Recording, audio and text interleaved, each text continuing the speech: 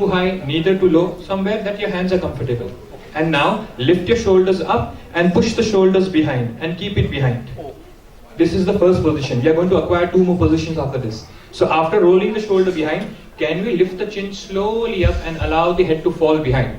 Don't tense your face. Just keep your face relaxed. That's nice. Let the head drop. Don't push your head behind. Just let the head drop behind. Yes, the head is falling behind. And slowly come back. Bring the head in front. Aram se.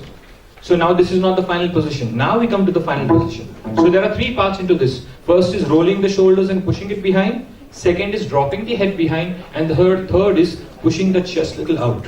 Okay? So we will do it last time. And we will hold there for about 10-15 seconds without holding the breath. Okay? So once again, roll your shoulders and push the shoulders behind. And remain there for a while. And then lift your head up and allow the head to drop behind. That's nice. And now, can you push the middle back forward? Can you push the chest little out so that you can open the center of the chest? Can you remain here like a backward bend, and can you hold this position for some time? Keep breathing, don't hold the breath. Keep breathing, don't hold the breath. Last 5 seconds. Stretch, stretch, backward, backward, backward bend, and slowly release. Come back. Now you can sit behind comfortably. A lot of time we are in, जैसे कल Shri Ravi Shankar जी ने बताया था कि when we are tense we use 72 muscles of the face, but when we smile we use only 4 muscles of the face. Yeah, that one that we did yesterday. So now there is one simple practice which is called as jaw stretch. So क्या करना है? सबको अपने दांत दिखाने हैं, right? So don't worry, no one is watching you. So you have to open your mouth in 2 ways. First is up and second is wider. So क्या करेंगे? पहले मुंह को खोलेंगे and then stretch your cheeks on the sides, wider, wider, wider, wider. Laddu jana chahiye bada, wider, wider, and remain like that, remain like that, remain like that, remain like that, and release. Can you feel this area? It is seen that when you stretch this area, 72 muscles of your face are stretching actually. So can we do it one more time? Can you open your mouth? And then can you widen your cheeks? Widen your cheeks. Widen your cheeks. Yes, एक बड़ा और थोड़ा बड़ा लड्डू जाना चाहिए. 1, 1, keep holding. 2, keep breathing also. 3, keep breathing also. 4, and release. So एक और करेंगे, ठीक है? This is called as twisting. Sorry, मैं थोड़ा advantage ले रहा हूँ. This is called as simple twisting. So when you do this, you will sit on one side of the chair and you will hold the backrest of the chair like this. Like this. एक बार खाली देख लेना. So what you have to do, you sit on one side and then you hold the backrest of the chair, and then there are 4 parts into this. You will turn your head, then the shoulder, then the chest, and then the middle back. This is one of the best practice to loosen the spine, which has become tired after sitting for too long. So keep both the hands behind. Yes. Keep both the hands. If everyone can face this side, everyone can face this side. Yes. Yes. Can you hold the backrest of the chair? दोनों हाथ से पकड़ लेंगे और अब क्या करेंगे? Ma'am, can you sit? Ma'am, all of you, can you face this side? Can you sit this way? Ma'am, can you sit this way? Sorry. Yes, perfect. Now hold the backrest of the chair और सबको वहाँ पे देखना है, गोल घूमना है, left side की ओर देखना है. So turn your head to the left side. Yes. Turn your head to the left side. Now open the left shoulder. Left shoulder को पीछे घुमाना है और थोड़ा सा. That's nice, everyone. और अब left chest को और घुमाएंगे, थोड़ा सा और घुमाएंगे. And now twist your spine. 1, लेकिन चेहरा relaxed है. 2, can we twist? 3, can we twist? 4, and release. Turn opposite side. Last, opposite. So that we are balanced both the sides. Well, so we are sitting on the right side. Hold the backrest of the chair. And now turn your head to the right side. Open the right shoulder. Open the chest. And now start twisting. Use your hands to hold the backrest of the chair and turn further to the right. 1. Keep breathing. 2. Twist, twist, twist. 3. Twist. Face is relaxed. 4. And release. Thank you so much. Thank you, Sandeep. He is a corporate trainer also. A lot of celebrity clients of his, I would say, from Bombay are his students, we can say, industrialists and celebrity filmmakers, film actors. Anyway, thank you, Sandeep. That helped us to set up the dais also in that particular time. So, a very interesting session. When we are planning this particular session, in the first meeting that we had in Chandigarh with the whole team, you'd be surprised that one of the suggestions that came in was that this should be the last session. The reason, not on the first day, but actually on the last day, because it's a very practical thing, because this is depending on the future of yoga, and the topic is yoga and education, and it's very much connected to all of us. And what can be the future of yoga, what career options can we take up, where we can introduce an education. And for this particular session, our chairperson is Nandita Singh ji from the Department of Education, Punjab University. We have Dr. Priya Vaidya, APN Pankaj ji, Professor Meenakshi ji, Sumit Arora ji, yeah, he's also come. Suchitra Naik ji, yeah, she's also here, and Ulka Nagu ji. So I would request, without taking much time, our chairperson, Professor Nandita Singh ji, to kindly take over this particular session. Ma'am. Thank you. Is this working? Thank you, Dr. Radhakrishnan. Okay, thank you. Thank you, Dr. Radhakrishnan Pillai. In fact, when I had a look at the sessions a few days back, I visualized this. And I thought this session will have only the speakers, and the speakers will deliberate, and that is it. But I'm very thankful to the audience who's here to be here with us so late in the evening. And I'm also thankful to the person who energized you just now. And also the few sessions before, in the earlier session, because they were meditative relaxation practice by one of the resource persons, which helped us to relax. So relaxation plus some energizing exercises, I think this all has helped us. And still we have the energy left to go ahead with this session.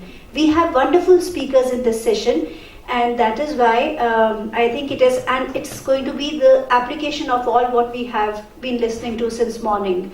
We have heard about different paths of yoga.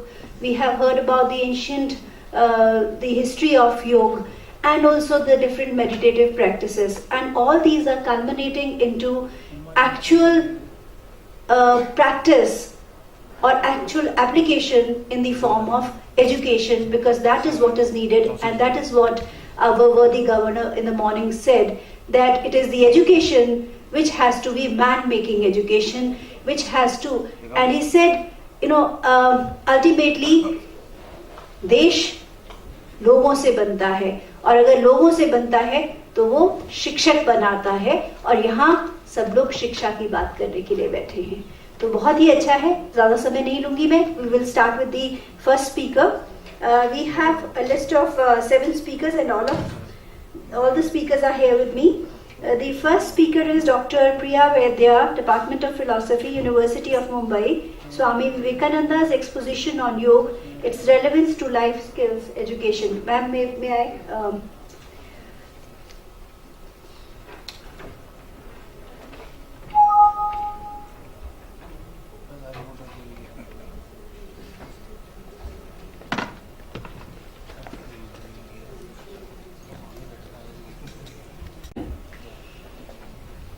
The topic is Swami Vivekananda's exposition on yoga relevance to life skills education. The time I'll be speaking for 15 minutes. 15 minutes. Okay. I think I can make it 10 that would be wonderful. because it's the last session, and I'll try to make it as brief as I can. The mother is the first teacher, and the teacher is the second mother of the child. When a mother went and visited Sri Ramakrishna, she had a problem. The problem was, my child is 14 years old. I did my best for my child, and my child is now very rude, and I'm shocked. So, who is at fault? Sri Ramakrishna smiled and said, you are at fault. The mother was taken aback, and Sri Ramakrishna added, the problem is you got attached to your child and you did not love. And he further added, the boat should be in the water and the water should not be in the boat. Thus, when we talk about attachment, detachment, we talk about love, we talk about life, I think here is a particular, I have taken a little risk of talking about life, not knowing much about it.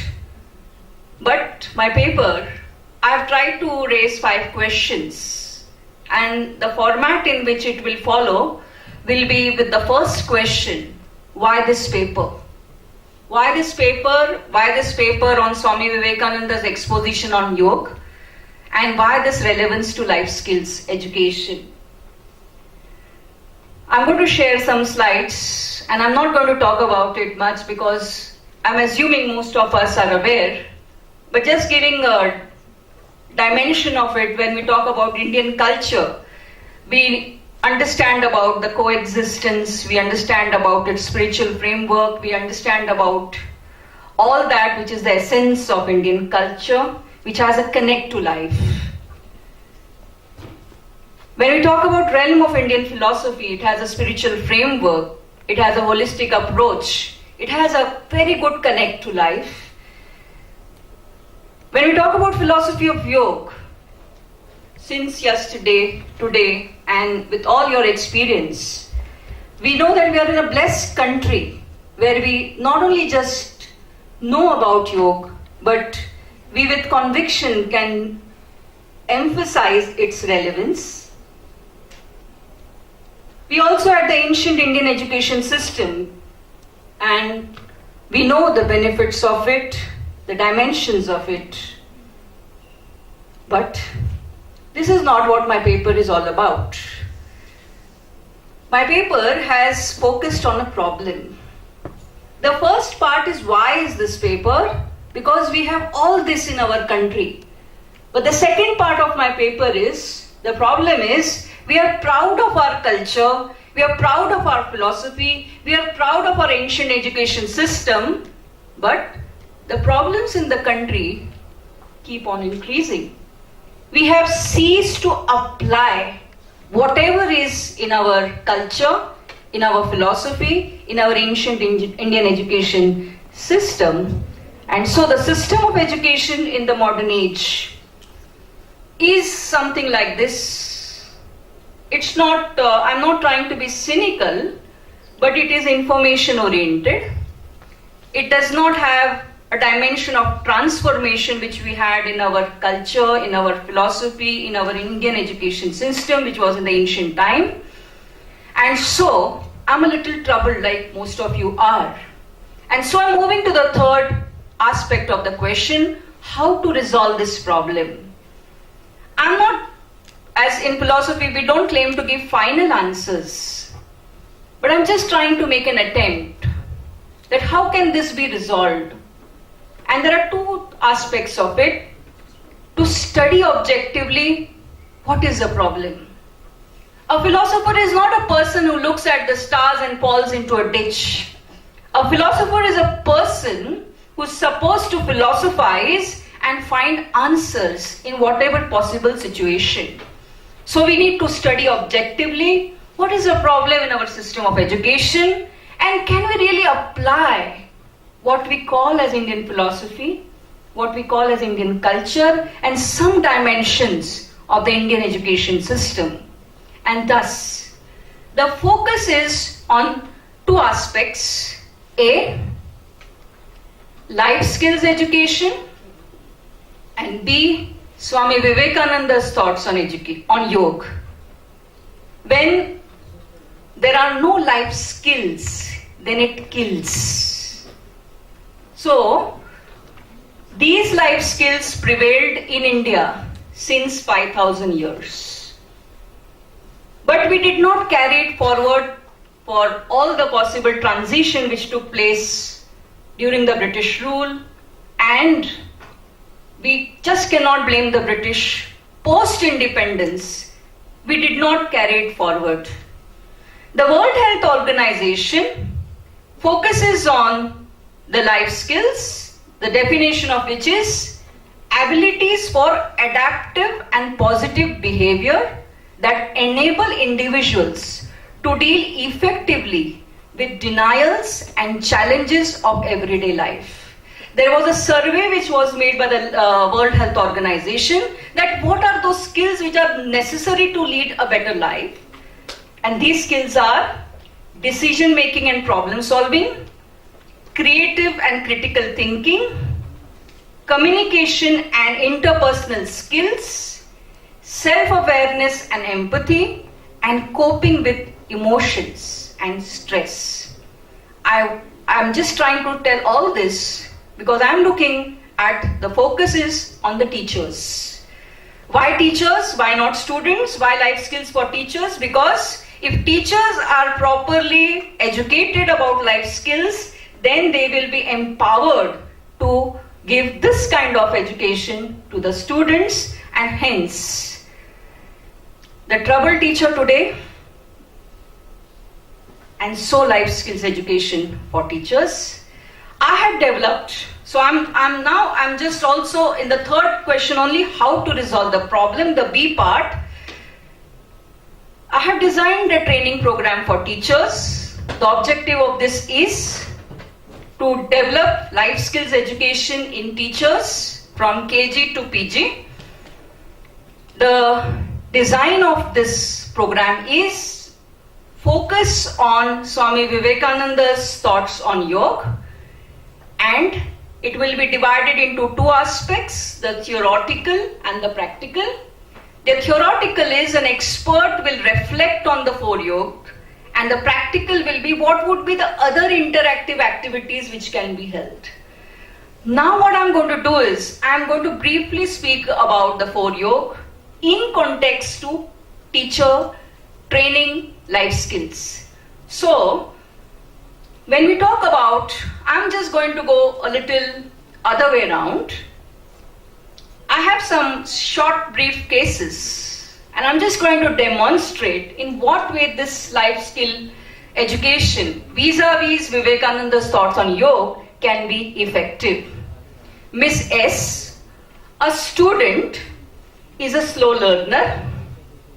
She studies in a normal school and she does not want to go to school. The minute she has to go to school, she feels depressed. With lot of introspection, the reason is out. She says, my teacher insults me now and then and calls me Miss Dull.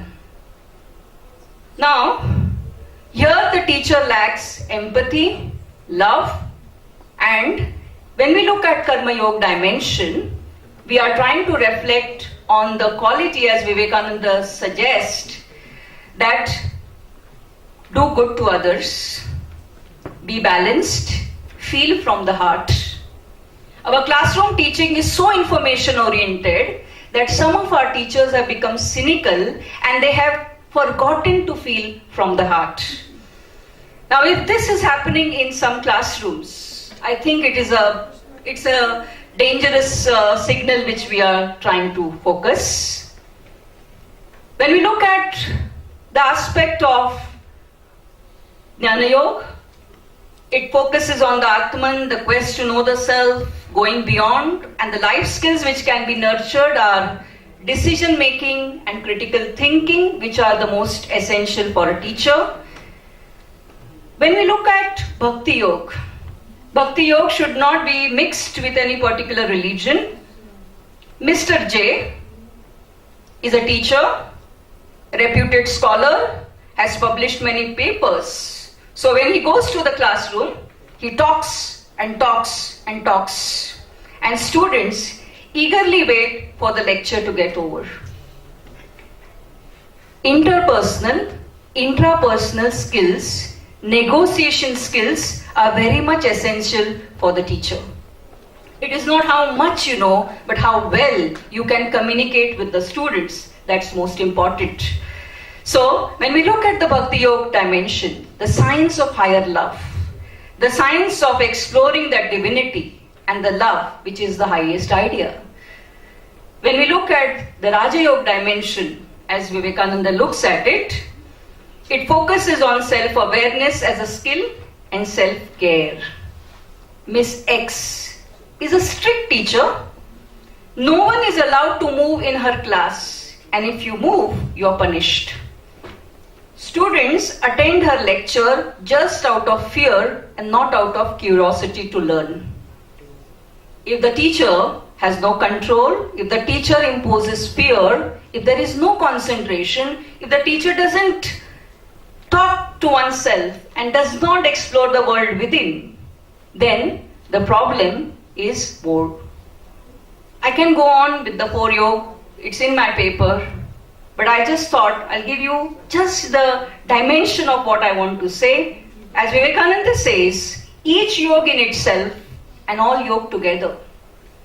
When I started doing the literature review of what kind of training our teachers get, I was taken aback, sad that this Indian dimension of training hardly takes place. I'm just trying to say it's not just Vivekananda. We have so many thinkers in this country. We have so much of vision in this country. Technology is fine, sophisticated dimension is fine, but this ancient dimension, which is required today, I think should be done. So in my practical sessions, in this 21 days program, silent session, role play, value game, music appreciation, all can be done. The fourth part of my question is, where should it be applied? Should it be just applied in India? No.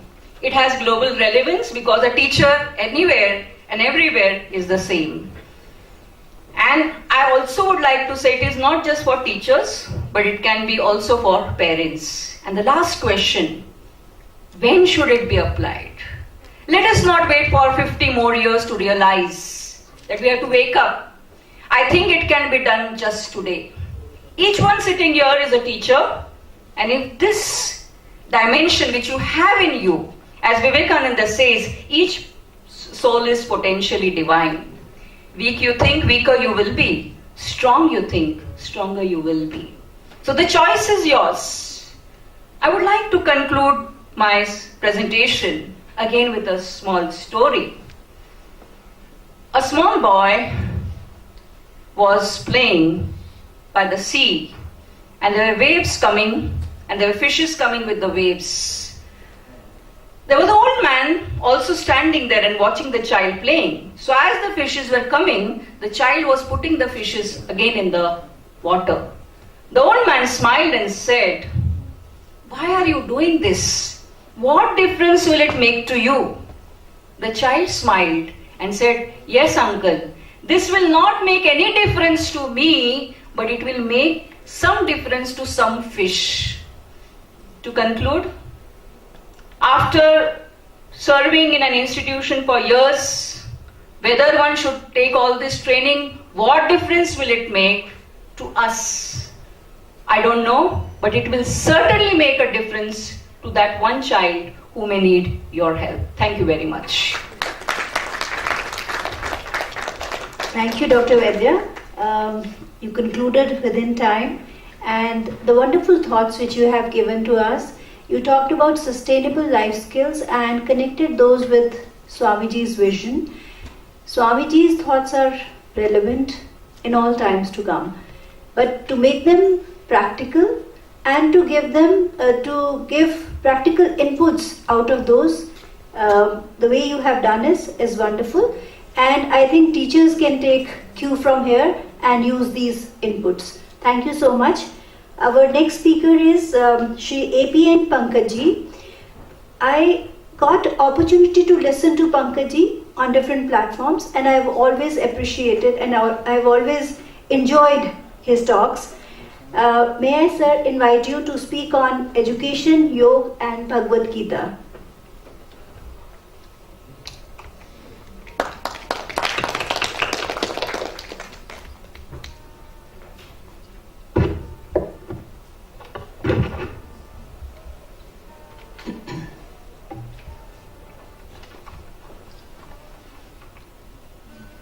Professor Nandita Singh, the chairperson this evening, worthy speakers on the podium, friends, ladies and gentlemen. It's a matter of privilege for me to be invited to this conclave and address the august gathering here on the subject of education, yoga and meditation, Bhagavad Gita. I am grateful to the organizers for giving me this opportunity, particularly Ms. Kriti Garg and Professor Latika Sharma, who in the first place invited me to participate in this program. Let me begin my presentation with a story from the Chandogya Upanishad, one of the most important and major works of our ancient literature. All of us here are familiar with the name of Devarshi Narad, one of the most famous sages who recurringly appears in our literature, from the Upanishads to Puranas to the epics to classics. He, says Chandogya Upanishad, approached another great sage, Sanat Kumar, to unburden the agony of his soul and requested Sanat Kumar to teach him. The latter asked Narad to first tell him what he had already learnt, whereafter he would teach him further.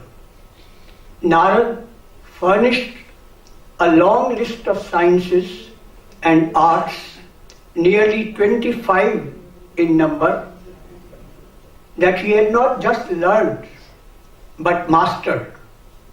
But, said Narad, I have only learnt the words and am not the knower of self.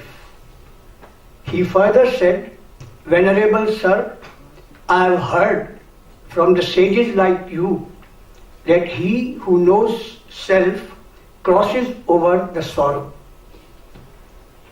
Tarati shokam atmavid, and I am one sorrowing.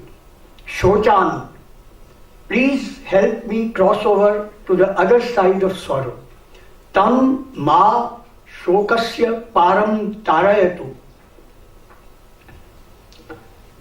Sanat Kumar then told Narad that what he had indeed learnt was only a name. I have quoted some of the original passages of the text to highlight the word shok, sorrow or grief, which occurs in the story more than once. I shall return to this word a little later. What follows in the story is the knowledge of self that Sanat Kumar imparted to Narad. The chapter, passing through several stages and 25 sections, concludes by emphasizing that such a student whose stains have been wiped away, the Venerable Sanat Kumar shows the further shore of darkness, that is, the realm of light. Tasmai mridita kashayaya tamasah param darshayati Bhagavan Sanat Kumara. From this nearly 3,000-year-old story, we come to the 1950s. I refer to the two speeches of Dr. Sarvapalli Radhakrishnan, then Vice President and later President of India, and a great educationist whose birthday we celebrate as the Teacher's Day.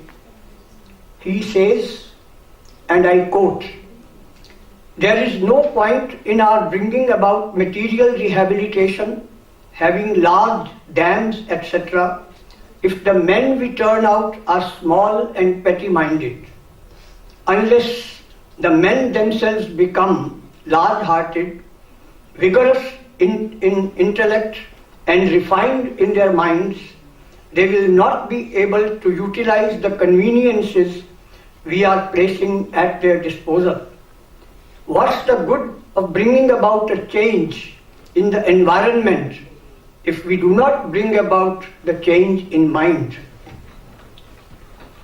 We must change ourselves. We have to start the process in the institutions which cater to the needs of the students.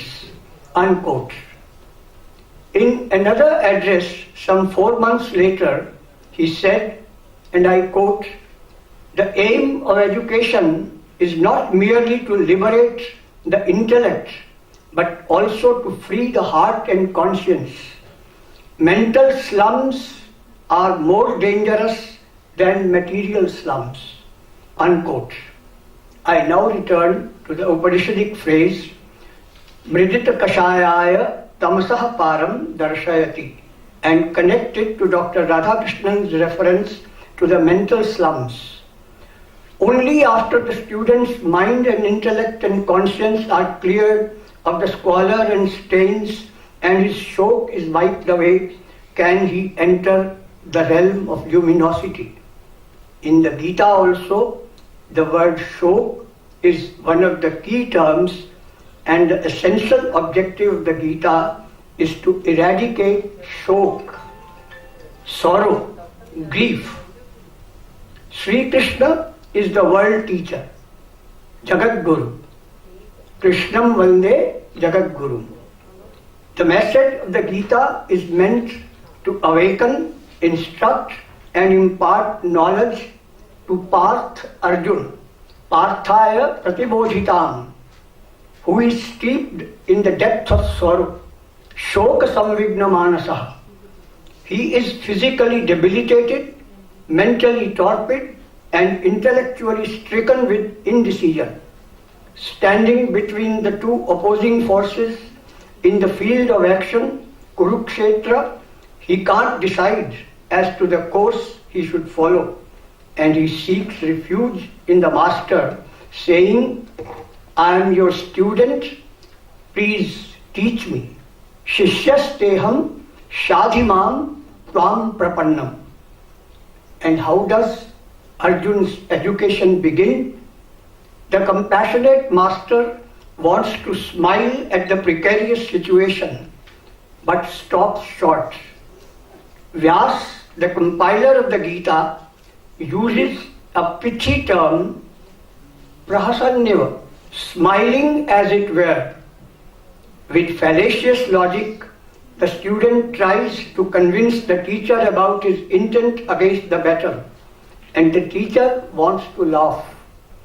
Yet, the physical, mental, and emotional state of the student makes the teacher sad. He then tells Arjun that he grieved where no grief should be. Ashotya nanvashochastvam pragnavadanshya bhashase. And then the teacher says, Natvam shochitumarhasi. You ought not to grieve. If this is the beginning of the teaching of the Gita, the end also is the same. Ma shuchaha. Do not grieve, he asks the student. Come to my refuge. Mamekam sharanam vraj. The I here, Mam here, is that of the Supreme Self, residing in the heart of all beings. Ahamatma Gudakesha Sarvabhutashayasthitah. With these words of the Master, the wavering, vacillating, and woe-begone Arjun rises up, saying that he had regained his memory, his delusion has been dispelled, and he now stands firm with his doubts removed. That is what education is about. It clears mental slums, revives confidence, and revitalizes potential that is innate to everybody. 4 adjectives are assigned in the colophon of each of the chapters of Gita. It is an Upanishad. Gitasu Upanishadsu. The word Upanishad means settling close to the teacher to attentively listen and receive the learning. Arjun precisely does that. The process followed is dialogue, Sri Krishna Arjuna Samvade. The student asks in a spirit of learning, pariprashnena, and the teacher answers until the former's doubts are erased. Then the Gita is Brahma Vidya, the science of supreme reality, and it is Yoga Shastra, the art of union with that reality. In other words, the Gita is a school of education where the truths of spirit can be apprehended by those who prepare themselves for their reception by vigorous discipline. The term yoga has been defined in many ways. I would still like to define it a little differently. The word has been derived from the root yuj, to bind together. Yoga means binding one's psychic powers, balancing and enhancing them. By yoking together, and harnessing our energies by the most intense concentration of personality, we force the narrow ego to the transcendent personality. 3 types of courses are offered by the teacher of the Gita Yoga: Yoga of knowledge, Yoga of devotion, and Yoga of action. Jnana Yoga, Bhakti Yoga, and Karma Yoga. Each of these eventually leads to the same destination, that is, the realization of the self.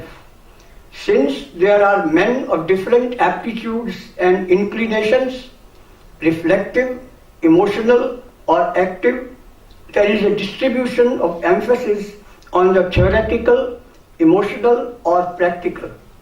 At the end, knowledge, love, and action mingle together, and exclusivity vanishes. Karma becomes yajna, sacrifice, and leads to God when consecrated to the universal good. In bhakti, the intense love for God in its highest form, in the Narad Bhakti Sutra, bhakti has been defined as Parama Prema Swarupa. Without mundane motive, a devotee sees his chosen personal God in every particle of the universe. Yomam Pashyati Sarvatra. And Jnana, wisdom, in its purest and transcendental form, is the experience of and identification with the spiritual vision. Thus, differences all melt in the flow of the central reality, Vishwarupa, the universal form. Please refer to the 11th chapter of the Gita. And yoga, the discipline to which we referred earlier, is essential whether we choose Karma Yoga, Bhakti Marg, or Jnana Marg. The evanescent mind needs to be controlled. And there was some talk about, Swami Satyeshanandaji Maharaj talked about the mind being fickle. And in an answer to one of Arjun's questions, while Sri Krishna admits that the mind is fickle and turbulent, it can, he says, be tamed by abhyas and vairagya, practice and dispassion. Swami Vivekananda defines vairagya as a state in which one's faculties are focused on a subject, on a specific subject, by dissociating the mind from all other objects. And that precisely is yoga. Sri Krishna advises Arjuna to establish himself in yoga and engage in action. Yogastha kuru karmani.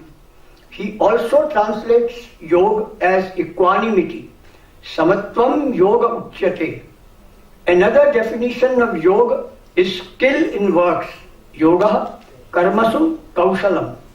Only with one pointed concentration can one attain mastery over any art or craft, philosophy or science.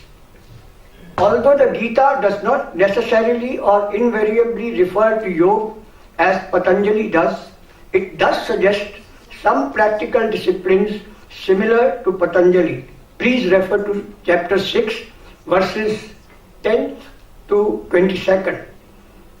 Gita also refers to practice of pranayam being followed by some engaged in meditation.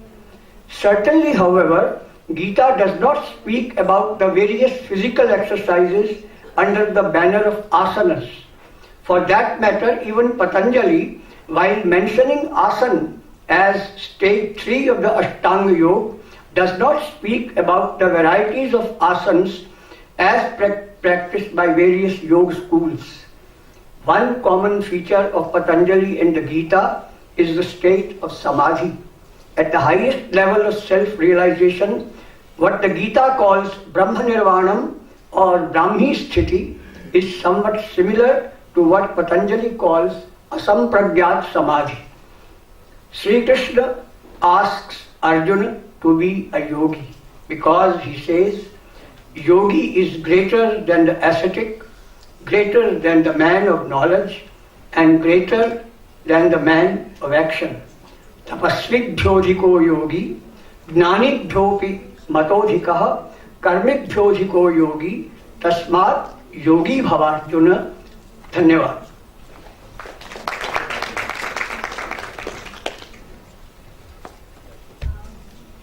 As always is, sir, it's a pleasure, it's a privilege to listen to you, and we are honored by your presence here today. We are really thankful to you that you could spare some time for us. With your permission, may I? Yes, sir. Go somewhere. Hi, sir. I would just like to conclude. I think there are wonderful lessons to be learned from Gita. Our students these days are facing the problem which Arjun was facing when he said Karpanya dosho pahata svabhava. But as teachers, I think somewhere we are lacking.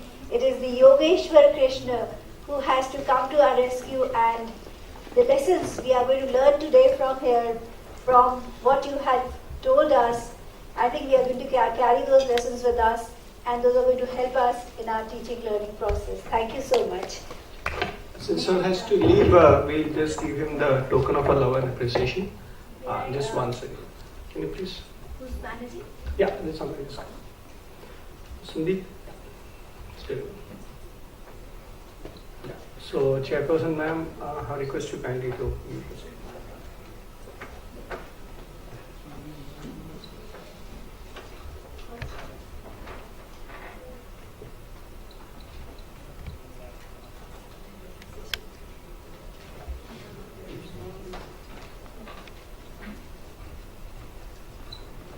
Kindly give a kind round of applause.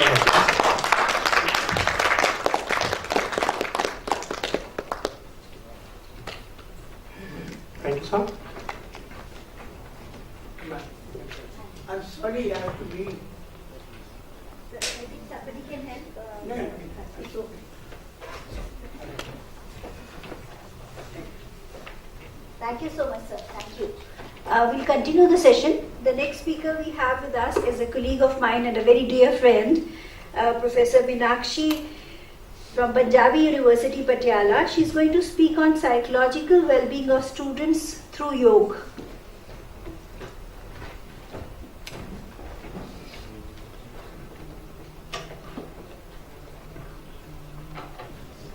Good evening, everybody.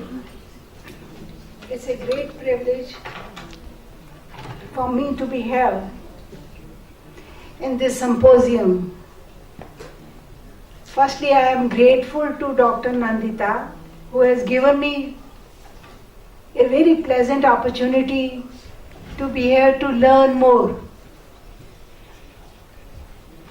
I have my colleagues from the Faculty of Education, respected Madam Nandita, on the dais, friends, and the very learned, my friends from the discipline of education and other dignitaries. The topic which I will like to speak is on psychological well-being and yoga. I am a student of education, so I start my talk with my reference to education. Every individual in this universe has to dwell in 4 areas, that is the physical, mental, social and spiritual. Every family, society or the community wants its members to develop harmoniously, which means development in a coordinated form. We want that every child shall become an adult having virtues of head, heart and hands. He shall be a mentally healthy and happy individual who can lead a fruitful, morally upright and meaningful life. To achieve this aim, educational system is organized, planned in such a way that at every stage, right from the infancy to the adulthood, through formal and informal education, he is made to learn all the disciplines, manners, values, and his mind is abreast with information, technology, and rightful thinking. The very base of Indian philosophy rests on the belief that every individual is a Atma, an inseparable part of Paramatma, the God. Not only the human beings, but also all the living beings are like beads of a rosy, interconnected string, drawing the life sap from one and the same source, that is God. The Vedas, the most ancient book of philosophy, and the Upanishads have repeatedly emphasized the need and importance of self-realization, know thyself, has been suggested and pursued as the ultimate aim of education. Thus, education has always aimed to help the individual to achieve wholesome personality. A physically grown, mentally, socially and emotionally developed, morally, spiritually upright and organized, contented and mentally healthy individual can be termed as a wholesomely developed individual. In no case education can put anything from outside, but it is all drawing out of the best in body, mind and spirit, as said by our father of nation, Mahatma Gandhi ji. In bringing out of the best in child, many factors are responsible. Child's home, school, and social environment contribute a lot as than his own mental endowments. A child in his journey to adulthood and onwards faces many obstacles and his mental health gets spoiled. Health Education Authority in 1997 describes mental health as the emotional and spiritual resilience which enables us to survive pain, disappointment and sadness. Kumar in 1992 states that mental health is an index that shows the extent to which the person has been able to meet the environmental demands, social, emotional and physical. Good mental health leads to happiness and well-being of an individual. Well-being or wellness is a general term for the condition of an individual or a group. For example, their social, economic, psychological, spiritual and medical state. A high level of well-being means, in some sense, the individual or group's condition is positive, while low means it is associated with the negative feelings. Madam, your inviting me to this place has definitely raised my well-being. Well-being includes the presence of positive emotions, satisfaction with life, and feeling of good and full of energy. Physical well-being, psychological well-being, social well-being, emotional well-being, economic well-being, life satisfaction, and involvement in activities have been considered as different aspects by the different researchers in the area. Psychological well-being has variety of components that contribute to it.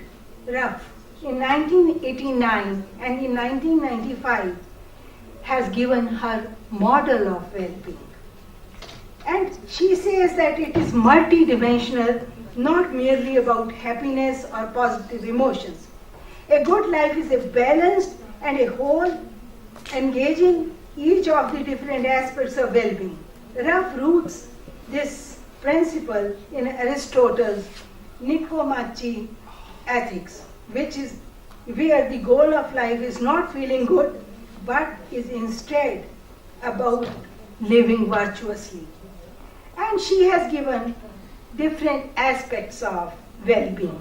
Just for a minute or so, I will talk about them. Self-awareness, happiness with oneself, having positive attitude towards oneself. Then physical growth, personal growth. A person can only grow if he has the abilities. But if he has the abilities and no desire to grow, then there will be no well-being. So one should have the desire to grow. Then the purpose of life. Life is life and it should be enjoyed. Liveliness is important, then only well-being can be there. Then positive relations with others. Once I was traveling and the co-passenger with me told me, "Madam, I have 2050 connections in my phone. So I am a very well-connected individual." That I was wondering, I was only 250 connections with myself. Then I thought I should have more of the connections. And people, they always look to the Facebook. How many likes do they have? How many people they have been the followers of their Facebook? Definitely, it gives them positive relationships. Then environmental mastery. Environmental mastery here means that one should be master of something or the other. I have a friend of mine, she would say that whenever you need me, you make a call to me. This is my mastery. I can be helpful in any area. If you are to fill the bill, also I am there. If you are to be taken to the doctor, I am there. So it is my mastery. Of course, it gives her well-being. Then autonomy. Autonomy, somebody told me that when I started driving my car and took my car before the rickshaw, then I was very happy that I have been doing something.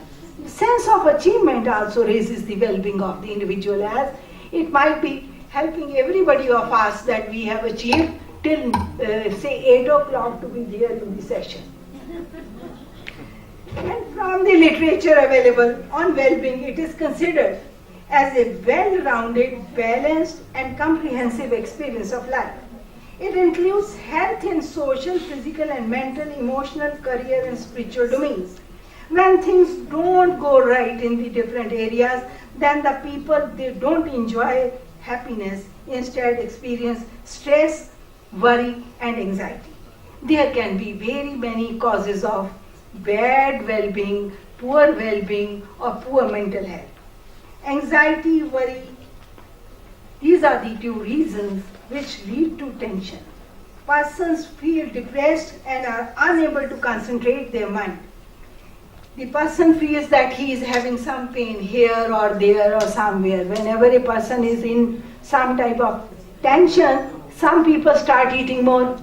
Some people, they avoid eating. Some people, they feel that my mouth is like that, my legs are like that, my body is like that, मेरे पेट में कुछ गुड़ हो रहा है. These are the symptoms. And many types of bodily problems are there due to tensions.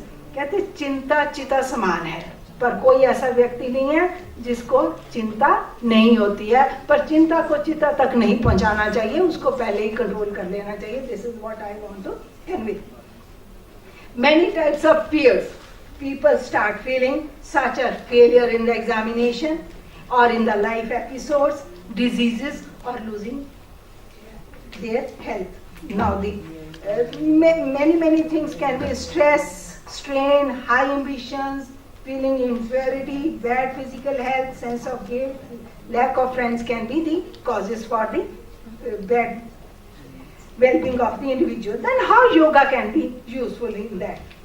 We have already listened to very learned people about yoga, but I will only conclude by this little talk by saying that practice of yoga makes the body strong, improves the system, It helps the individual in self-development and self-realization. Yoga perspective is not having a disease-free body, but only a holistic approach to be a healthy body, mind and spirit in an integrated and an independent way. Yoga provides the individual a holistic model of health and healing. It may not completely cure, but it definitely gives the path for healing. It helps to achieve the connection between the individual's overall physical, mental, spiritual health and well-being. Thus we live better and suffer less. दोस्तों, एक बात मैं आखिर में ज़रूर कहना चाह रही हूँ. मैं सोच रही हूँ कहनी चाहिए मुझे कि नहीं कहनी चाहिए, पर जो दिल में बात आए उसको कह लेना ही अच्छा होता है. जब पेट में रोटी होगी, जब पेट भरा होगा, तब योगा होगा. हमारे यहाँ तो रोटी ही नहीं मिल रही है, तो योगा किसको पचाने के लिए करें, कौन सी बीमारी को खत्म करने के लिए करें, कौन से इंटॉक्सिन्स को हम बाहर करने के लिए करें, ये मुझे भी इसका जवाब चाहिए, पर योगा करना चाहिए. Thank you.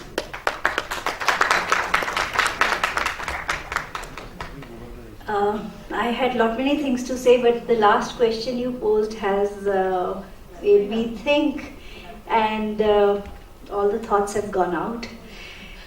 Very relevant thought. Yoga can help in the harmonious and coordinated development of personality. It is the psychological well-being is multidimensional. We have learnt it all throughout the day, and I think it is our psychological well-being through yoga which is keeping us here till this longer time. So I'm really thankful to you, ma'am, for bringing out all this, all these thoughts. And next speaker is Mr. Sumit Arora from SRCM, Ghaziabad. He's going to talk on Learn Through Your Heart, Unleash Hidden Potential. Sumitji, I would request you to be very, very brief. I think people are running out of patience now. Good evening, everyone. Yeah, I am myself running out of patience, so I will try and make it very short. Since I am sitting with people who are mostly from universities, and I, other than representing Sri Ramchandra Mission, I am running a software company. And I come from the industry. So the product you produce are consumed by us. Right? So it is very important that I give you the feedback. So the first thing I want to talk about is that one problem that we are facing with the corporate world and the people that we consume. Initially the thought was something else, but when I saw the people sitting with me, they're all university representatives. So I thought, let me change the whole presentation of mine and pose this small problem to you. What I'm going to talk about is a very real incident that happened very recently. And since the company owners and discussions were going on about that, so I know the summary of that. There was one employee in the company, and he was fresh out of the college, and he started working with us, and we were giving him a very low salary because he was a fresher and he joined as an intern. We were giving him a salary of 10,000 rupees. But his performance and the way he was working, in 3 months he got increment, and he was imbibed in the company as a full-time employee, and the salary was 50,000. The next year, another promotion, the next year, another promotion, and then third year, he was made a part of the management of the company. In the 3 years, you can see the caliber of the student. In 3 years, he was a partner in the company, and he was doing amazing. And then something happened. His father suffered a chronic disease, and within a very short span of time, he passed away. And that kid was taken aback so badly, and he resigned from the job instantly. He stopped coming to office instantly. And for like 1 month, we kept on following up for his health, how is he doing and all. And for 1 month he was mourning, and then he joined some social organization to help people. You can see that one small incident, although it's a big incident, but one incident like that can shake a person to his core. So are we producing the kind of people the corporate world would need? Suppose it was not a problem at his home. There might be a problem at office.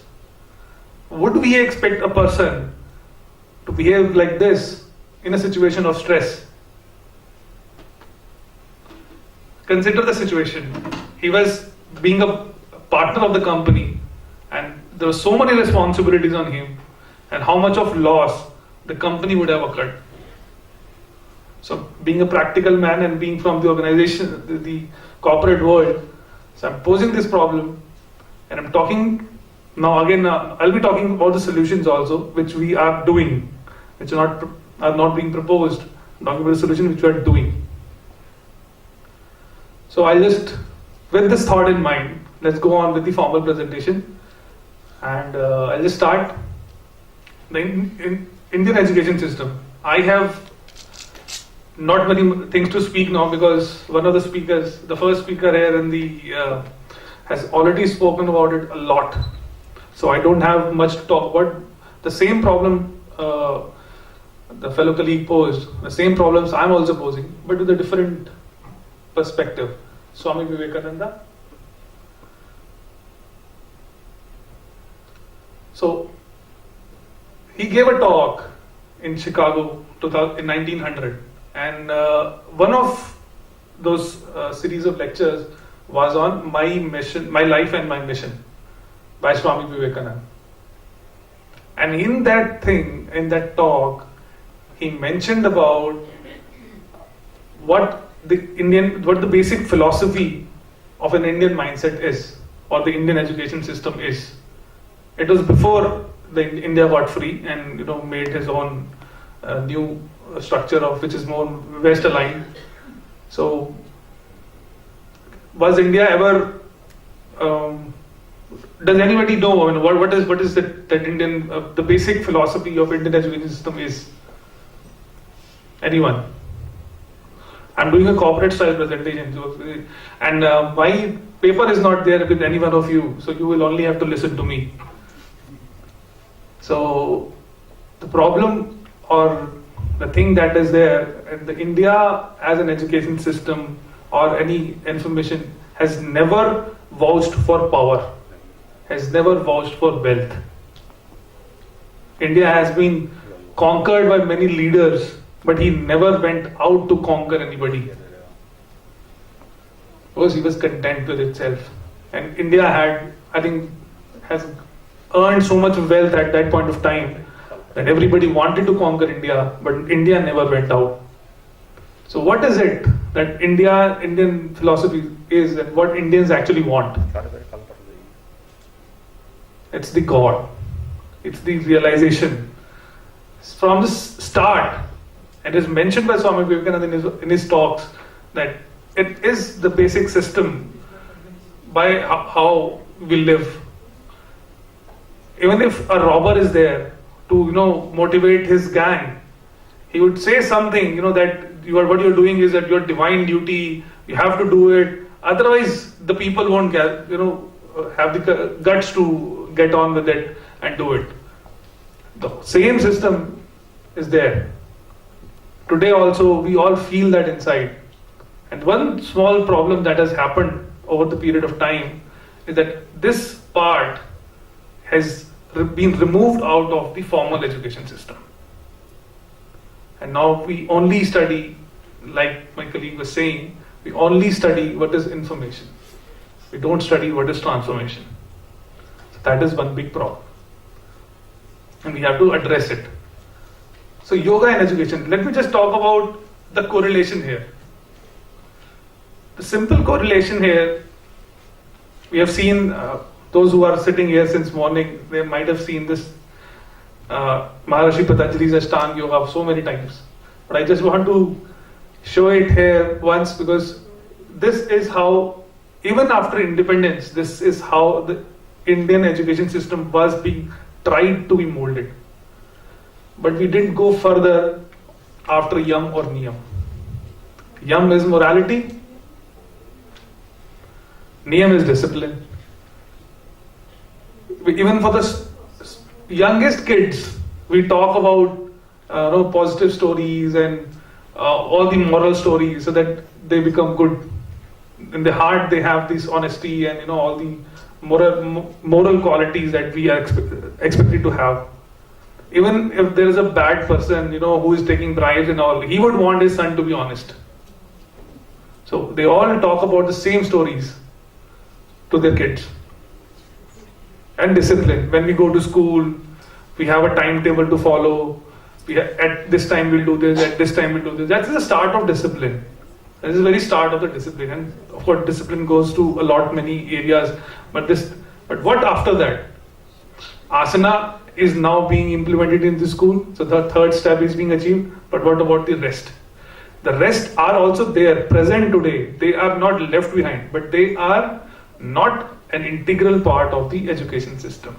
We don't teach pranayam, we don't teach pratyahar, we don't teach dharana, we don't teach dhyan, we don't teach samadhi. We don't teach that in the school, all the formal education curriculum. But it was there before we were being ruled by the West. Now, when we had the chance to make it again, we somehow missed it. So, heart and meditation. So, heart has a very important role to play here. Some part of my slides are missing. That's good. I won't have to talk about them. So, Mahatma Gandhi once said that the right education system is to bring out the best from the student itself and guide him to the way where he wants to go. So how do we find out the best out of student? Yes. Today, the kids are facing a problem that they even don't know what they really want to do. But if there is a way we can connect the kids to their own real self, they would really find out what they really want to do in their lives. And the heart is where their true essence is. So heart is very important. I think we have talked about heartfulness also in the previous session, so I would not go about it. But we have also experienced it in the last session, that how heartfulness works. And that is only the one part of it, the relaxation part of it, but there are so many parts about it. So heart is the key. And if we are not able to turn the kid's attention towards his own self first and keep on giving him the influences of the outside. Look at this kid, look, he's so intelligent. Look at this boy who got 95% of marks. Look at this man, he pursued CA, and that is why after 15 years or 20 years he's earning this much. We don't show them the hardships. We don't show them the real scenario.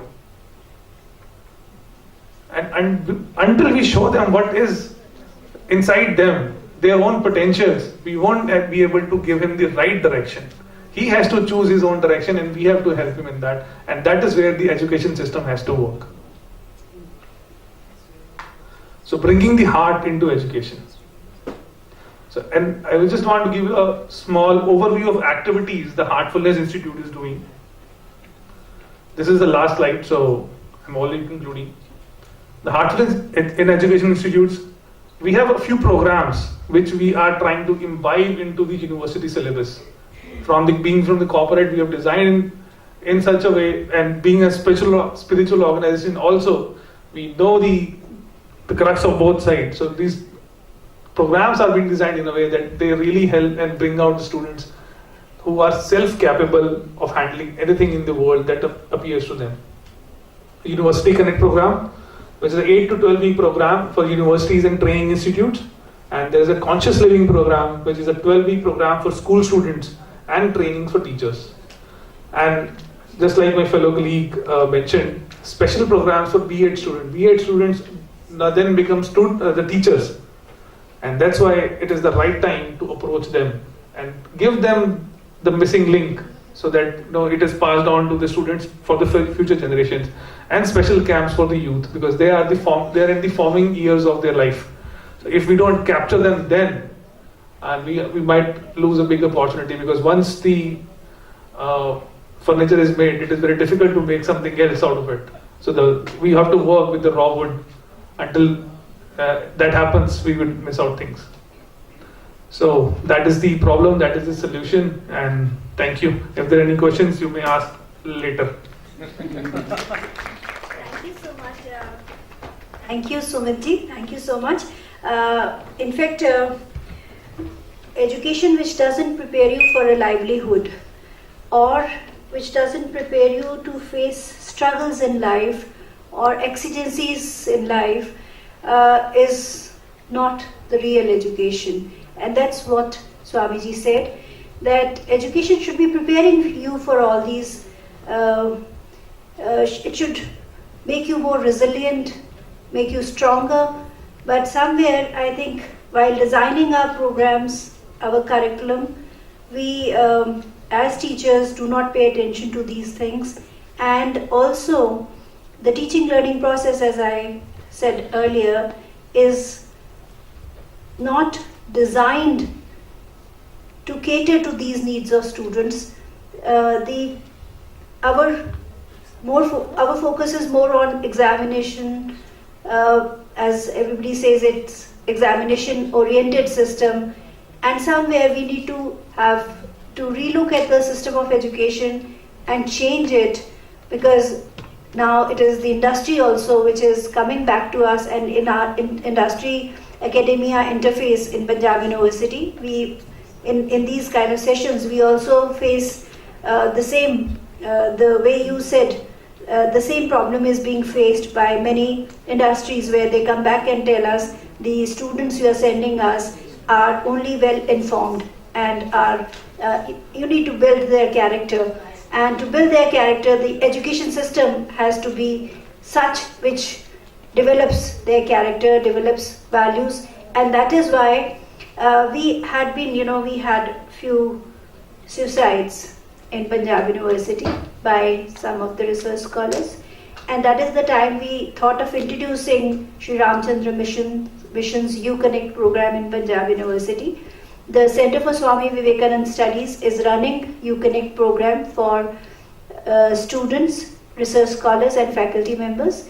And last time we had around 50 students. This in the second course we had around 100 students, which shows the popularity of the program. And also this is what is needed right now, especially for our research scholars, to build up their concentration, focus and resilience in them.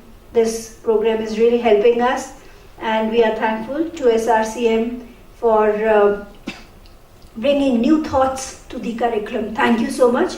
Our next speaker is Dr. Suchitra Nayak. She's Associate Professor. And before I start, may I, because Professor Meenakshi has to go back to Patiala, she has to travel, so I would like to honor her, and then we'll start with the next speaker.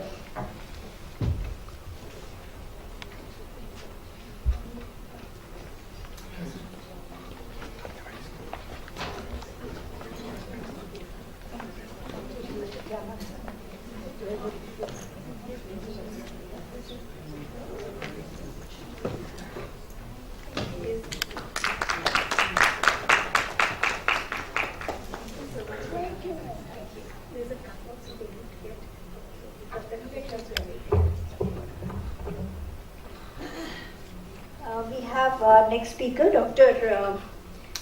Suchitra Nayak, Associate Professor and Counselor at KG Joshi and NG Bedekar College of Arts and Commerce, and she's going to speak on mind from the lens of psychoanalytic school and Yoga Shastra. I think it's a wonderful. I really wish organizers had given us more time, because we have good themes and very good speakers in this session, but probably they haven't done enough justice to us. Yes, ma'am, you can start. Respected dais, first of all, I thank Ayush and Punjab University, Mumbai University, and especially my teacher, Dr. Shubhada Joshi, for giving me this opportunity. Now, I'll try to make it as brief and as precise as possible. The inner reality, which we call as mind, has always lured us since time immemorial. In all the traditions, every tradition has looked at mind in different way, and so today we have something called as philosophy of mind, which tries to study what is exactly this reality from philosophical and ontological point of view. To give a simple example, suppose just now what we are experiencing, the extreme fatigue, and suppose a neuroscientist is watching what is happening in our brain. The fatigue which we are experiencing obviously is not able to see in the waves. So yet my inner experience remains different from whatever positive evidence we get. So philosophy of mind has a role to play even today. Now see, from Indian and Western tradition, mind has been studied. Just a small note about which we all are actually aware. Western tradition considers somewhere reason, mind and soul as one and body as different. And from here the entire dichotomy and Cartesian paradigm has taken ahead. And on the other hand, in Indian tradition, body gets, evolution. In evolution, body is evolved in mind and intellect and ego, and soul is different from all this. Now see, I won't go into the details of research methodology. What has affected in modern postmodernistic paradigm, the researcher is very important. So why I have chosen this topic is my practice in counseling and continuous philosophization about entire world of psychiatry and counseling. So when I see patients, I feel that we should come out of typical paradigms and try to see how integration can take place of various paradigms to make to help students and everybody who seeks help in the best possible manner. Here my aim is not to prove any one system to be good or just to compare, but it is just to keep two systems in front of us and see from philosophical lens what exactly we observe. Now we start with psychoanalysis. We are aware of this basics. Freud revolutionized our thinking. A beautiful letters between Freud and Einstein. Einstein has revered Freud, saying that your work is much more greater than mine, because I studied something which was external, which was visible, but you have studied something which is intangible and which can never be seen perhaps. So Freud revolutionized our thinking about mind in modern times by saying that though we think we know us, but we hardly know us. And he gave the concept of conscious, preconscious and unconscious. And in the unconscious, there is id, ego and superego. Just now, the id, the impulsive desires, okay? If we'll apply to our situation, perhaps id is telling us, abhi bhago bahut ho gaya, okay? But superego is saying, maybe, we all are philosophers, thinkers. How can we be like that? And ego is saying, abhi itna ruke ho aur thoda ruko, nahi to vehicle nahi milega, okay? So, this is typical psychoanalytic paradigm. Now, what I won't go into the details of how psychosexual development takes place, because I'm restricting myself only to the concept of mind. So what is true about this paradigm, the psychoanalytic paradigm? I'll only try to highlight that. See, this paradigm works at empirical level.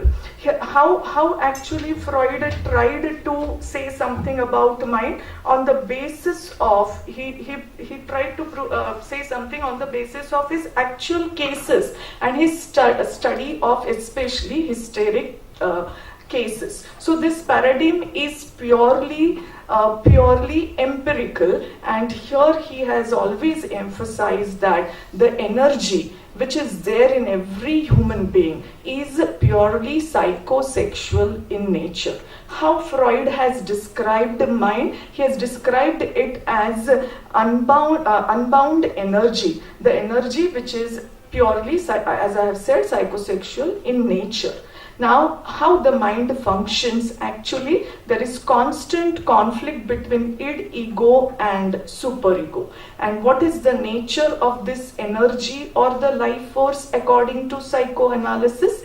On Freud's view, mind force is psychosexual. According to Adler, his follower, there is social element also to this energy force, and according to Jung, it is somewhat eternal life force, which the concept which comes somewhat near to Indian concept of mind. So this is the nature of life force, the assumption of the theory, the concepts which we have already said. I would like to highlight the goal. The main goal of psychoanalysis is giving relief from pain and helping a person to attain well-being. Redemption from pain is the main guiding motive behind psychoanalysis. The approach is extremely practical and therapeutic. Now, key to happiness, according to psychoanalytic paradigm, is the optimum satisfaction of sex drive at various stages is the key. And it is positivistic psychology, positivistic in the sense hope, based on hope for better quality of life. Now, in the morning we have talked about how mind is seen by Yoga Shastra. See, this is purely, it is seen as a product of evolution of Prakriti, which comprises not only of mind, it is little larger, wider concept. It is Chitta, which comprises of mind, Buddhi as well as Ahankara. There is Antakarana, which means mind working as an intellect, mind working as desire and will, and also mind working as an as ego. So all these things are there, and if we will go to see how, if we'll try to keep both these paradigms side by side, what do we observe? See, Yoga Sutra, especially Yoga Sutra and Yoga philosophy is situated in spiritual paradigm, and spiritual well-being of a person is of paramount importance. Concept of Chitta includes Manasa, Buddhi and Ahankara, that is mind, cognition as well as personality. It is wider than Western concept. Chitta works in various dimensions, including spirituality. Including spirituality. How mind works?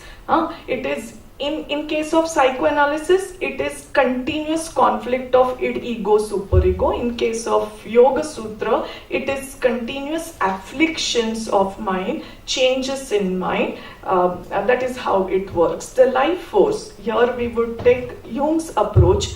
Jung's approach towards mind comes quite near to yoga concept. It goes beyond individual concept of unconscious mind. Sublimation of libido into spiritual energy is sought and recommended, prescribed by yoga philosophy, whereas sublimation is seen only as one of the defense mechanisms by Freudian analysis. Now, here assumptions we have seen, Purusha and Prakriti, and mind is essentially evolute of Prakriti, so it is based on this dichotomy. I would like to highlight the goal. The goal is holistic well-being, which includes physical, psychological and spiritual dimension. Approach is extremely it is, though it is spiritual, again redemption from pain is the it's very positivistic, practical and therapeutic. Many examples also we have heard about its practice. Now, key to happiness according to yoga is not the satisfaction, continuous satisfaction of libido, but it is control of libido and sublimating libido into spiritual energy. This philosophy also aims at giving hope to the pain-stricken mankind. Now, in this case, I would just like to mention the approach of both the Eastern and Western, or Indian and Western, or psychoanalysis and yoga. See, as in case of matter, there are different explanations, theoretical models explaining what is the nature of matter or light. Madam has also described certain examples from science. So there is wave theory which explains the behavior of light. There is particle theory which explains the behavior of light. If in case of matter also scientists are not able to agree on one single model, how is it possible that something very so intangible, something which cannot be seen, the mind, only with one model we can explain, yes, this is what human mind is. So, psychoanalytic paradigm explains what is mind, medical science or neuroscience explains it, yoga also explains it, but in practice, the best way is eclectic counseling and integration actually of all these approaches. Then somewhere you can bring about some change, positive change in the mind. Now here I won't read the case because that is included in my paper. This is the actual case and it is representative case, but I would like to underline only one thing. Since Punjab University is taking so many efforts, this model works like anything as far as anxiety disorders are concerned. Anxiety, psychological testing and proper diagnosis, medication at initial stages, then psychoanalytic, sessions based on psychoanalysis, that is in-depth interviews, association of words, all various techniques given by Freud and psychoanalytic thinkers. And later on, when the patient is stable, at that time, asanas, pranayama, and a few Ayurvedic doctors are also here, Shankhapushpi or Ashwagandha, they definitely help in reduction of anxiety and especially negative chain of thoughts which arises due to anxiety. Now, here I would like to come to the conclusion directly. As I have said, the aim is not to say any one system is better, but holistic and integrated approach is something which helps a lot. That's what I have learned from my practice. Now see, the theoretical models describing mind is based on both. These are similarities between yoga and psychoanalytic school. The description of mind is based on thorough, deep analysis of human mind, personality, and behavior. Both the paradigms have succeeded in embracing this inner reality called mind to a very great extent, though not completely. Both the systems are extremely practical and positive in their approach. The aim at well-being of mankind and redemption from suffering is their main concern. Both the schools are mainly interested in therapeutic application, and the theoretical model of mind is based on well-defined conceptual structure. Now, I would just like to end with one quotation given by Oscar Wilde. Oscar Wilde rightly puts, he says that knowledge would be fatal. It is uncertainty that charms one. A mist makes things beautiful. In spite of so many efforts for thousands of years, I don't think mankind has even today deciphered this mystery of mind. So as Oscar Wilde says, human mind continues to be beautiful because it is yet in the mist. Thank you very much.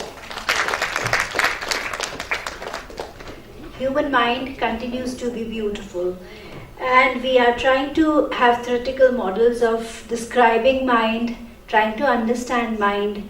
Mind the gross, the subtle, the subtlest. And we also have the wave theory, different types of theories. We have Mahat in Sankhya, the psychological Mahat and the cosmic Mahat. I think all of this somewhere needs to be connected. The Western models are looking towards Oriental models now, because somewhere they think that we have answers to the questions which they are raising. Today morning, Nagendraji talked about Heisenberg's uncertainty principle, and he said the subtle is very difficult to locate.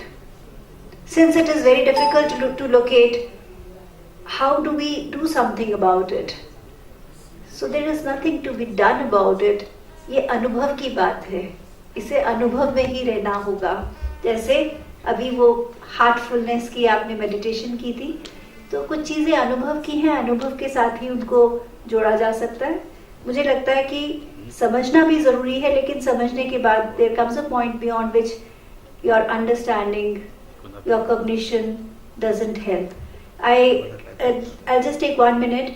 I saw a movie, The Man Who Knew Infinity. And there, Ramanuja talks to Mr. Hardy and he tells him, do you believe in me? He says, yes, I do. He says, do you believe in God? He says, no, I don't believe in God, but I do believe in you. So Ramanuja says, since you believe in me, listen to me. Because I want to tell you, you always ask me from where do I get these formulas. And he said, my deity comes and writes those on my tongue. So knowledge is there, it is to be discovered. And for discovering knowledge, there is something beyond cognition, and that is intuitive. And that is what I think we are all in our different ways trying to say. Let me call the last speaker. Why I'm saying last? Because I don't think the time is going to permit me to speak anything after her. I have my presentation here. I'll just briefly in 3 minutes go through my presentation so that you know at least what I prepared for you. We have Dr. Ulka Natu, the Director, Nest Maternity and Surgical Hospital. She's going to talk about yoga and women, which is very, very important for many of us who are women and who need yoga. Hari Om. Trust me, what a coincidence. Last month I was in Pune for a Pune Yoga Festival. For the morning session, the inauguration session was prolonged. I got the mic in my hand at 2:15 p.m. when it was a time for lunch. I finished in 3 minutes, and today also I am the last speaker, so I am used to it. Just don't worry. So now the point is yoga for women. I am going to just rush through slides. That's because I know you all are learned crowd, and these are the yoginis, Sharada Ma and of course Bhagini Nivedita of Swami Vivekananda. Women's body, we know it is anatomical, spiritual. We all are aware about the koshas and the attached. I'm not going to the details.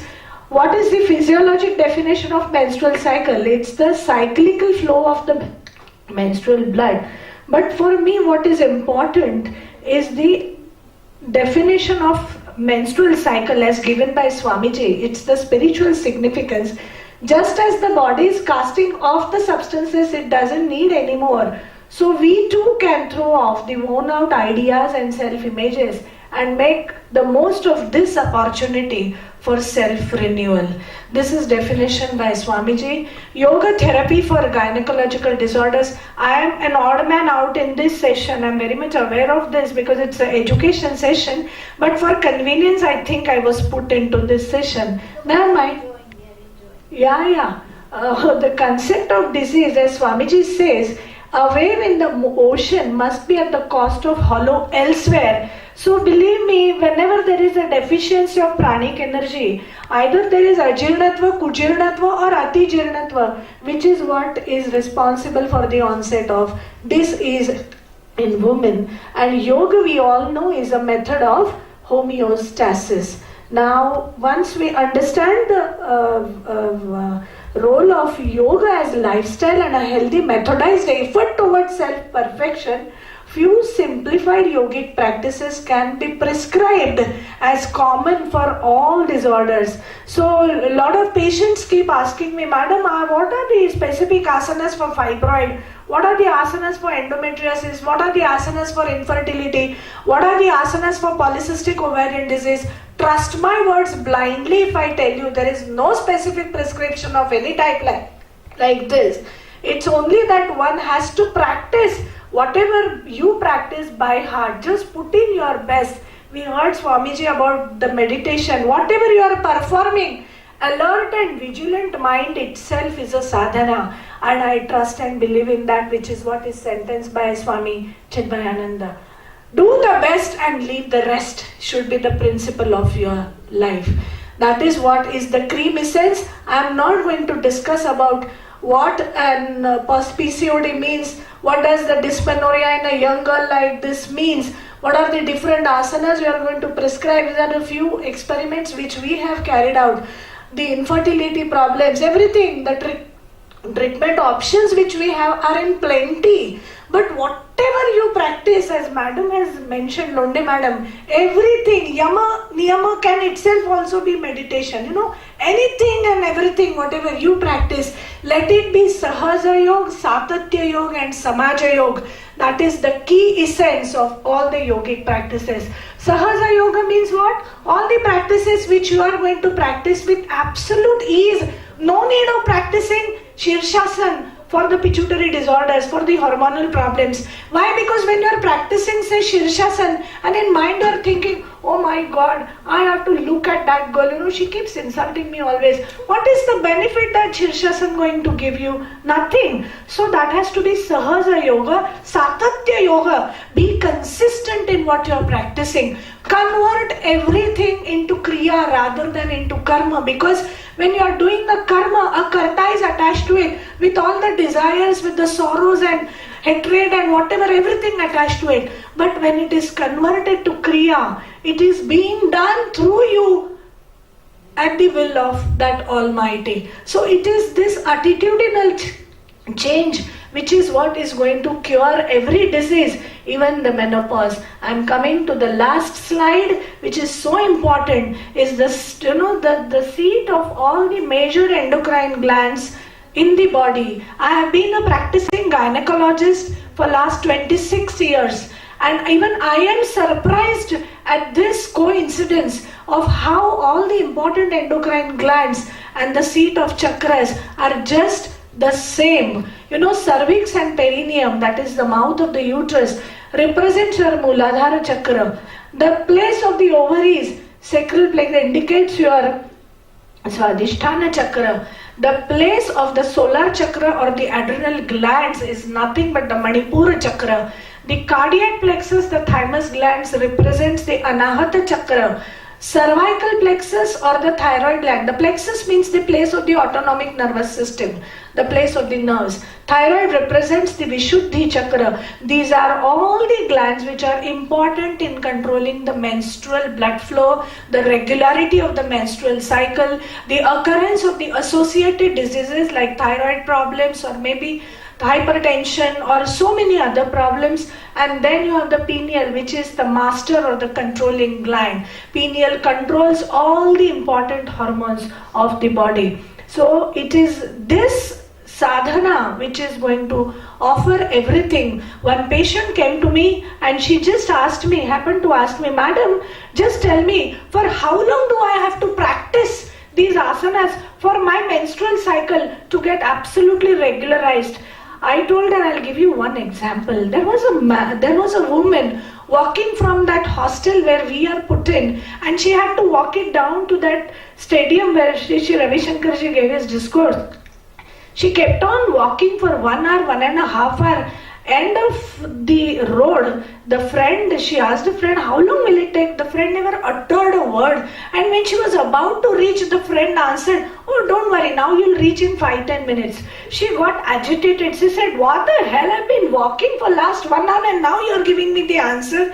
She said, yeah, but till the time I get a judgment of with what speed you are walking, I cannot tell you how long it will take for you to reach the destination. So that is the point or the take-home message. Everyone is born with his or her own destiny. You are not practicing yoga just because you want to get rid of yogic practices. Just keep walking on the way. Yoga is a kalpavruksha. Be under the shadow of that. You will get something by default. You don't have to bother. So let us realize and utilize yoga as a powerful component of scientific medicine to treat the psychosomatic disorders. It is safe, economical, non-invasive, non-pharmacological, accepted entity. This is my Guru Trio, I would say. My Guruji, Yogacharya Vyavahareji, Yogacharya Kaba Sahasrabuddhe, who happens to be his Guru, and his Guru Swami Satyananda Saraswati Ji. We follow Bihar School of Yoga. I am grateful to my Guruji. I am grateful to Madam Shubhada Joshi and the organizers of this symposium, Chandigarh administration, for giving me this opportunity. And I keep praying to the Almighty, let the woman of today be the combination of Mahakali, Mahasaraswati and Mahalakshmi in all of us. Thank you once again.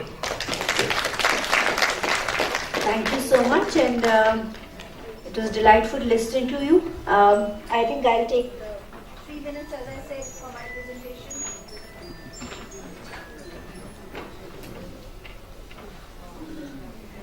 As teachers, we take 15 minutes to warm up. And when I say 3 minutes, that means I'm just going to rush through the slides. And I have 39 of these. So rushing through these slides means half a second, not even half a second, less than that. Let me just spend some time on this. Education is the manifestation of perfection already in man. And this is what my message is through all the slides. Perfection is already there. All the knowledge is already there. You just have to uncover it. For that, you need concentration, a focused mind. What we have been talking about since morning, mindfulness.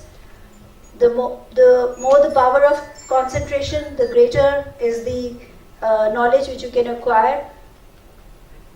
Assimilation of ideas. Swamiji said, even if you assimilate 5 ideas and you make those 5 ideas, you struggle with those 5 ideas all 24 hours, all throughout the day, every minute of the day. As Swamiji said, you have to utter the name of or the mantra which has been given to you. Similarly, that idea has to be in your mind all throughout. And that is how the discoveries have been made. Education for self-development or Swadharma. Swadharma is the inherent abilities, inherent nature. So let you just follow your nature. I think that's most important for all of us. Develop characteristics of wisdom, intuition. What is man-making education? Because my topic was man-making education. So the end of all education, all training should be man-making. This is what we have been listening since morning. The first inaugural lecture started with this. The chief guest of the inaugural lecture talked about man-making. And Sri Ramakrishna Ji said, Sri Ramakrishna Paramhans said, man-hush. Man-hush. That means an awakened man. We don't want manush, we want man-hush, an awakened man. So let me come to my Center for Interdisciplinary Center for Swami Vivekananda Studies. We have been performing a lot of activities, seminars, talks, here, lectures, we have had discourses on science and spirituality, significance of Ashtanga Yoga, values in management and ethical leadership, and the last one I can't read. Workshop on pranayama and meditation. Then we have been celebrating different days. We organize these workshops throughout the year, and we also have self-development program. We have weekly seminars, we have lectures on daily lectures on Patanjali Yoga Sutra by Dharmanand sir, and we have had some seminars with our partners also, and we have these yoga training programs. I'm not going to go into these details. And recently we organized for the UGC Human Resource Development Center a 7 days program, and this program was Harmonizing Self, Becoming and Being. I would love to speak about it, becoming and being, because this is one topic on which I can go on and on, but as time doesn't permit me, I would like you to take this thought with you of becoming and being. Why? Generally people talk of being and becoming. Why we chose becoming and being? Because from being we become, and then from becoming we realize our own being. So this is the Indian thought, how I perceived it, and harmonizing self with the outer and the inner self, and then harmonizing with nature. So there were a number of sessions on various aspects of harmonizing. It was much appreciated. 61 teachers from all over India attended these sessions, and the feedback which they gave us was very encouraging. So with these words, I thank you so much. I thank you for being so patient with all the speakers, and I wish you a happy moonlight yoga session if you feel up to it, because by the time you'll go back you'll be so tired. So have dinner, and if you have the energy left, enjoy the moonlight yoga session. Thank you so much. Thank you, ma'am. So as we are winding up, there is news that the moonlight yoga session is almost done. So we all have to proceed to our respective places. Of course, have dinner, sleep well for tomorrow. But before we finally conclude, I'd like to formally give the vote of thanks on behalf of all the speakers for all the sessions today as a master of the ceremony. But for this particular session, as we have so many speakers and some of them had to leave in between also, the chairperson had a very tough job. It's like the last batsman making sure that no runs ho jaye or game jeet jaye. And the chairperson is very tired also. I know. So I would request Dr. Manjushri, if you've seen her, she's all been helping around, who's an assistant director of homeopathy at the Department of Ayush, Chandigarh, to kindly give a token of love and respect to ma'am. Thank you, Nandita ma'am. आपने बहुत प्यार से किया. And then chairperson kindly give the tokens to the respective people, starting with Dr. Priya Vaidya. Yeah.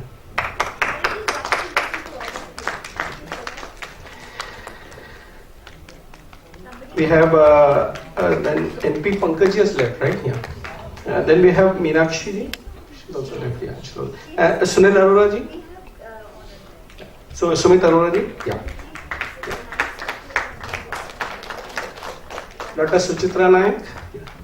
Thank you so much. I think you should all get the PowerPoint presentations, right? Right. Yeah, thank you, Suchitra. And of course, Dr. Olka Nathuji. We definitely were the woman of the match.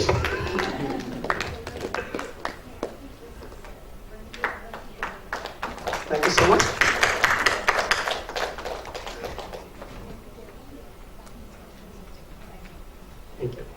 Thank you, Chairperson, ma'am, for making this particular session quite lively and keeping us awake.